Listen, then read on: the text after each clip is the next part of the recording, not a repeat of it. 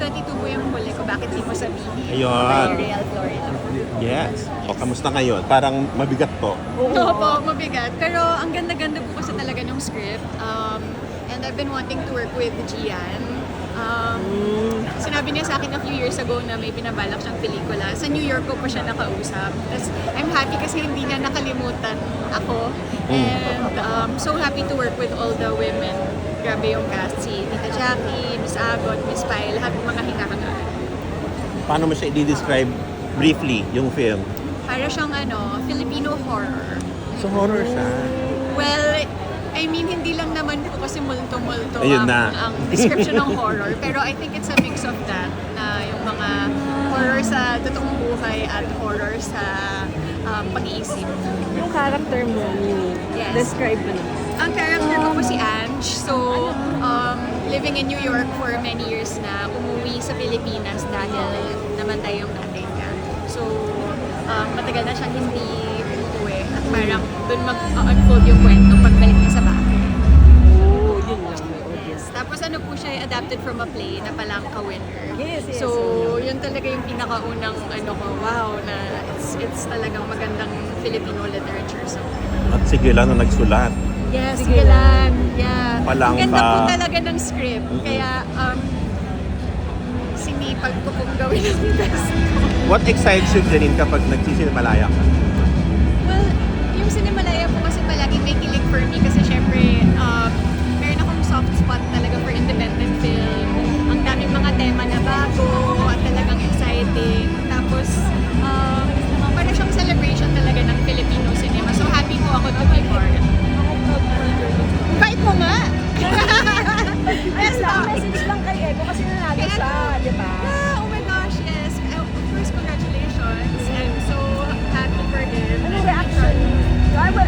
How did he share the news to you? Kasi wala ka nung Wala, nasa ibang bansa po ako. Nag-send siya ng picture ng trophy. Pero wala kasi pang pangalan yung trophy. So hindi ko alam kung pang best picture or pang best director. Sa kanya na pala yun. So, of course, happy for him.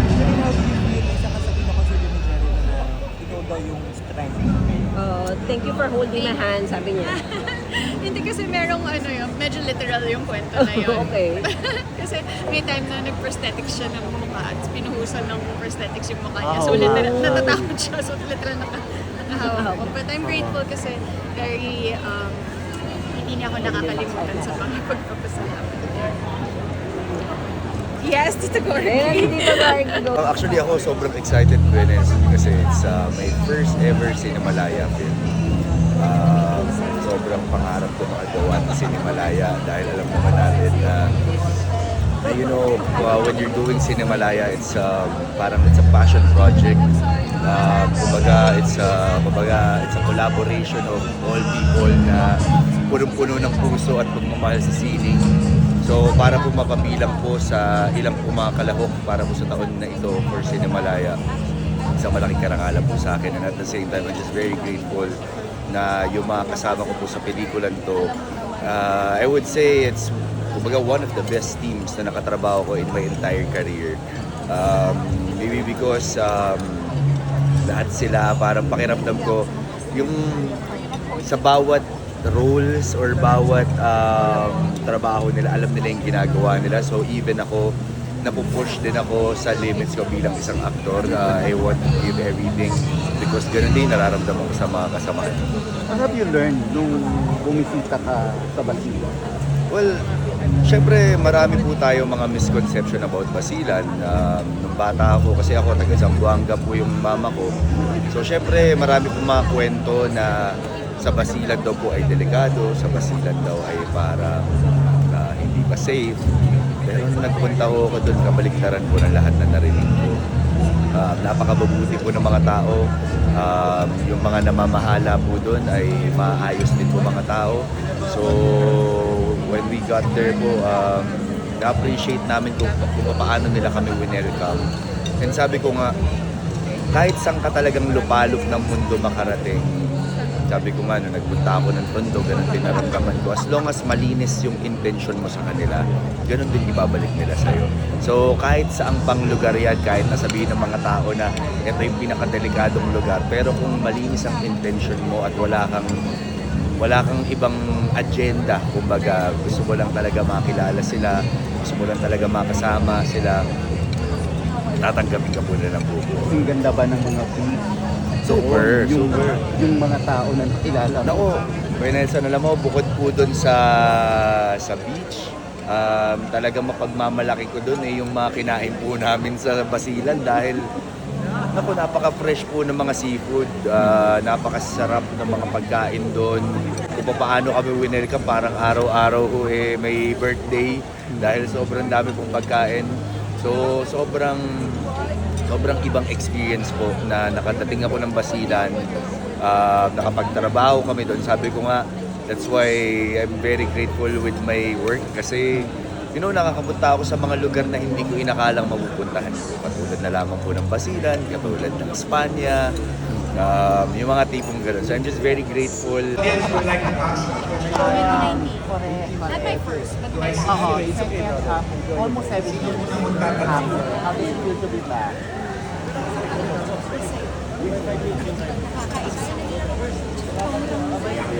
Payampan, lalong yung mayaman. Jude, you're going to ask the first question. You are? Yes. Give a mic to Jude. Ayun na yun, nasa gitna yung may camera. Yan. Jude, there's the mic. Yes, this is really where the voices of our filmmakers live, and they are able to create the films that they want to do and tell the stories na nakakapaya. At talaga yung talaga sa Silverayan at sa iba pang film festivals and support.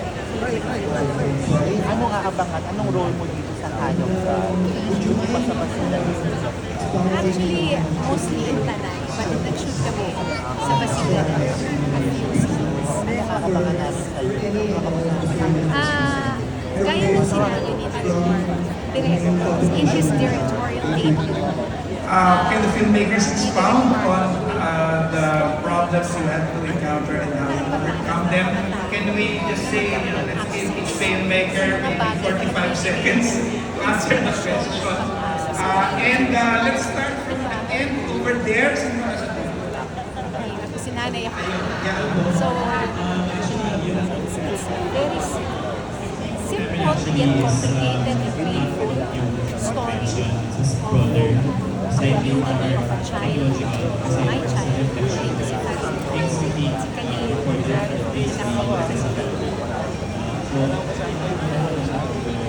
ayoko masyadong magsabi. Pero sa isang komunidad, isang sundalo, bola, at tayo ng pera, binigay sa mga kabataan. Inintroduce sa isang komunidad ng mga bata na in love, na inspire, binigyan ng pag-isip.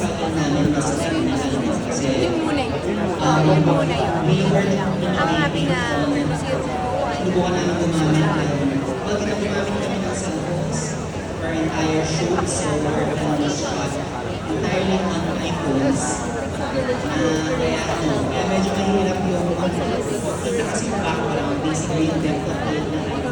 Yes, but there are some communities that are more difficult to navigate. Their realities are different from our realities. Thank you. Jen?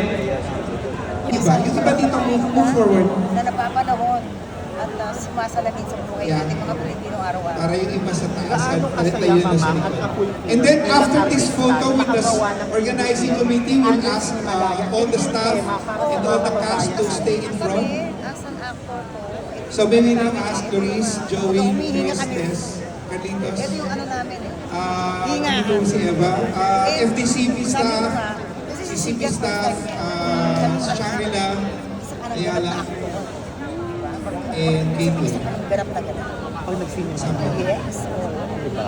Saya-saya na. Kayo ba, Miss Popang, naranasan yung gano'n? Nag-apply kayo ng ID, tapos ang daming hinanapan sa inyo. Just, so, ang lalo ko magagapan pa lang. And then, please stand by, cast members and production. Yung dalawa, oh my God, ano ba?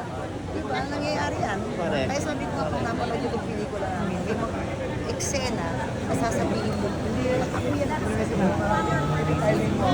ate ko yan. Mga ganon. Opo, opo. Sobra. Sa teaser po, ang daming nagko-comment about nakaka-relate sila dun sa experiences sa pelikula. Nag-aakmawa ng ay mag-ano. Walang ID kasi lang ID. Walang pinagkaiba sa nakaharap ka ng trabaho kasi wala kang trabaho. Pero napaka ng experience. Experience. May we invite all the cast members present and productions now to join us at the front of the stage, please, for a grand photo. Para paghahanda. Other films na ginawa ko, Band Sisters, Born Beautiful, iba siya kasi doon happily open yung character ko. Dito kasi mas restrained, mas tago, mas maraming tinatago, maraming bagay na kaming dalawa lang yung nakakaalam. So, ibang-iba siya. Ibang-iba siya sa mga ginawa ko. Ako, for me, this is very different from the rest of the BLs that I've seen kasi it shows parang a very deep facet of love na nangyayari lang under a certain circumstance and medyo dire yung circumstance na to. And gaano ka iba or nakarelate ba kayo sa in each your characters dito sa movie na to? Yes, kasi ano siya, siguro pagkapares namin ni Neil, introvert kami. Maraming bagay ako na may mga problema ako na mas pinipiling isolo at itago na lang sa sarili ko kasi share sa ibang tao. I relate to Bong as well kasi Bong is a very stubborn character and he wants to be him. So Second Cinemalayo ko pa lang kasi to. So ilang years ko nang pinapangarap na magkaroon ng Cinemalaya film din. Kaso lang walang opportunity. Nagbakasakali ako mag-audition last year. So malaking bagay na napili ako dito and malaking bagay na gusto ko yung script, gusto ko yung story na to and sobrang swerte ko na makasama yung cast na kasama ko yung buong team ng Tayo Lang Nakakaalam. Sobrang ganda ng experience, naging smooth lahat. And feeling maganda yung nagawa natin. Let's claim, hindi ko pa napapanood pero alam ko maganda yung ginawa natin. Okay. Bakit kailangan panoorin ang movie nyo sa Cinemalaya Film Festival? ako, I think it will open people's eyes. I think a lot of people need to see it to understand queer relationships. So, I think it's an important film for people to see. Siguro even sa environment na kunwari tanggap yung queer, kunwari sa family, yung family namin dito, lahat naman kami lang nakakaalam dun sa relation kung ano meron kami. But even sa mga bagay na puro love ang pinanggagalingan, magkakaroon ng complexities if may mga bagay na tinatago.